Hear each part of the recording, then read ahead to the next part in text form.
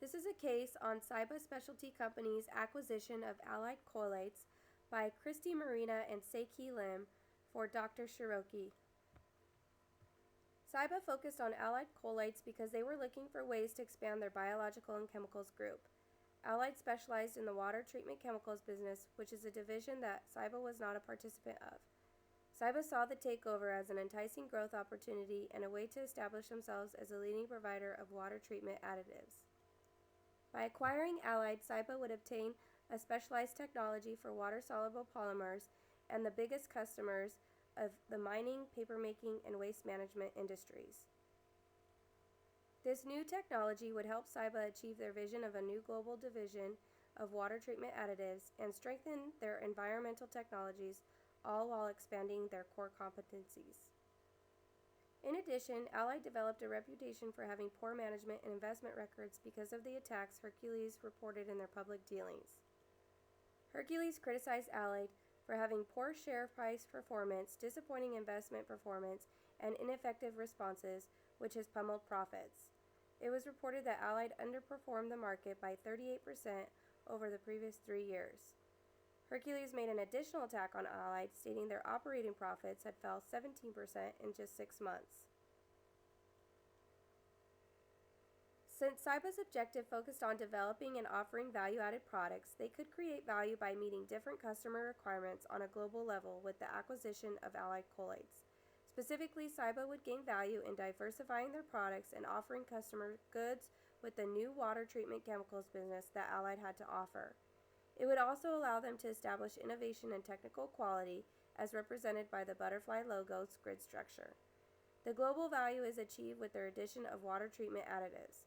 Rolf Meyer, CIBA's chairman, was quoted saying, "Clean water is becoming increasingly important as a strategic global resource, and Allied Cholates represents an attractive opportunity for CIBA to enter this business."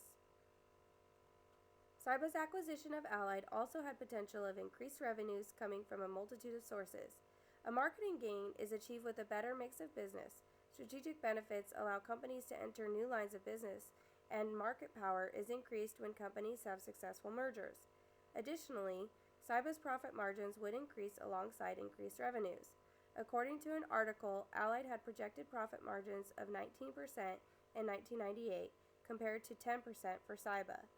With the high growth potential and better profit margins, CIBA's acquisition of Allied Cholates creates a substantial shareholder value. The acquisition of Allied Cholates negatively impacted CIBA's balance sheet and earnings performance in the first year of the takeover. CIBA's net income for 1997 was reported at 293 million Swiss franc, and in 1998 became a net loss of 984 million Swiss franc. There was also an accounting write-off of 1 billion Swiss franc in 1998 for the research and development purchase due to the fact that the acquired technology had not yet reached feasibility.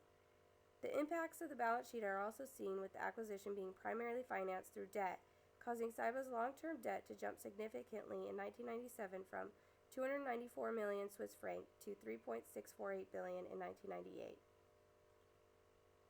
Also, shareholders' equity decreased significantly from 4.336 billion Swiss franc in 1997 to 3.293 billion in Swiss franc in 1998.